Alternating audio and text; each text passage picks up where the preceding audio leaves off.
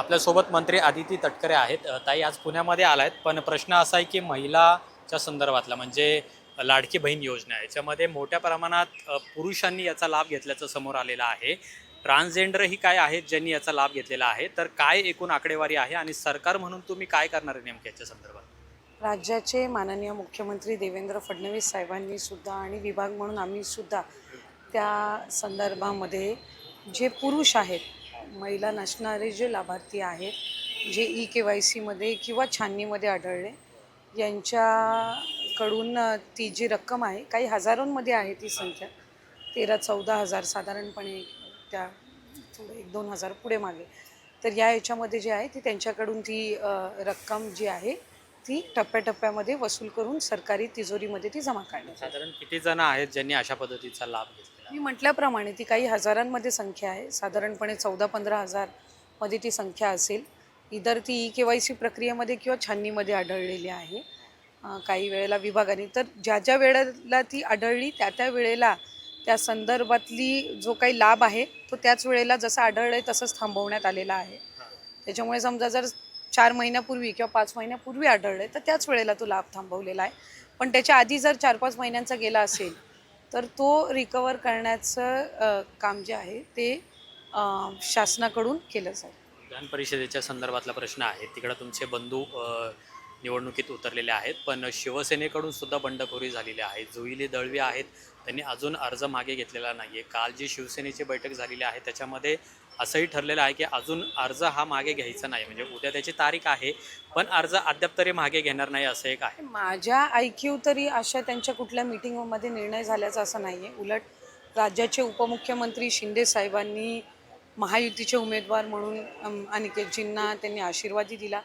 राज्याचे मुख्यमंत्री देवेंद्र फडणवीस साहेब तर अतिशय बारकाईनं सगळ्या याच्याकडे आहेत. आदरणीय सुनेत्रा काकी आहेत, दोन्ही पक्षाचे प्रदेशाध्यक्ष असतील तेही आहेत.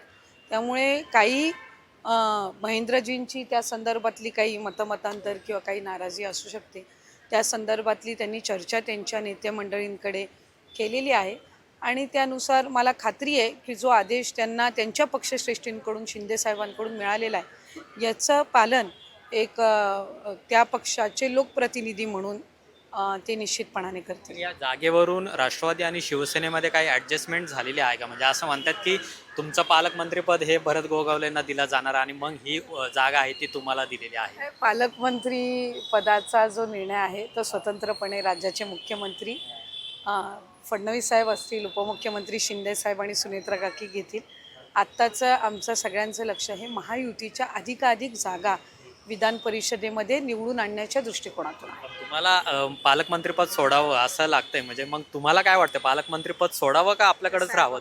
की आज महायुतीच्या सरकारमध्ये एक मंत्री म्हणून मला काम करण्याची 2 वेळा संधी मिळाली आणि एक अतिशय महत्त्वपूर्ण खातं हे राज्याचे मुख्यमंत्री फडणवीस साहेब असतील, शिंदे साहेब असतील, आधीच्या कालावधीमध्ये स्वर्गीय अजितदादा असतील, आता सुनेत्रा काकी असतील, यांच्या मार्गदर्शनाखाली मला काम करायला मिळतं आहे. जी संधी महायुतीच्या वतीने मिळत आहे त्याच्यामध्ये मी परिपूर्ण पद्धतीनं काम करण्याचा माझा प्रयत्न आहे आणि बाकी पदांचा वगैरे जो काही निर्णय आहे ते हे आमचे 3 नेते घेतील. एक पालकमंत्रीपद म्हणजेच सगळंच त्याच्यामध्ये आलं असं नाही. मी मंत्री म्हणूनही काम करते आणि ते काम करत असताना 110% चांगल्या पद्धतीनं विभाग म्हणून काम करणं ही जबाबदारी जी तिन्ही नेत्यांनी दिलेली आहे ती अधिकाधिक त्या ठिकाणी पार पाडण्याचा माझा प्रयत्न. आणखीन एक शेवटचा प्रश्न, आज तुम्ही पुण्यामध्ये आहात, दौंडमध्ये गर्भपात केला जातोय 30 ते 35 हजारामध्ये, अशा काही घटना घडलेल्या आहेत. तुम्ही त्या खात्याच्या मंत्रीसुद्धा आहात, महिला म्हणून काय सांगाल आणि तुम्ही याची काय माहिती मागवली आहे? खरं तर आरोग्य विभागाची निगडीत असणारा तो विषय आहे, कारण हे जे सोनोग्राफी सेंटर्स असतात किंवा गायनेक सेंटर्स असतात हा डेटा सगळा आरोग्य विभागाकडे असतो. त्याच्यामुळे तो डिरेक्टली महिला बालकल्याण विभागाकडे नसतो.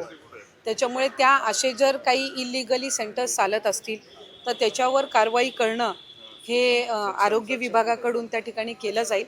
अशा पद्धतीच्या ज्या काही चुकीच्या पद्धतीनं किंवा चुकीचं मार्गदर्शन करून गर्भपात करण्याचे जे काही मधल्या कालावधीमध्ये आले त्या संदर्भामध्ये आरोग्य विभाग असेल, त्या संदर्भामध्ये पोलिसांकडे सुद्धा तक्रार झालेली आहे. त्यामुळे ते त्या संदर्भातली चौकशी करतील.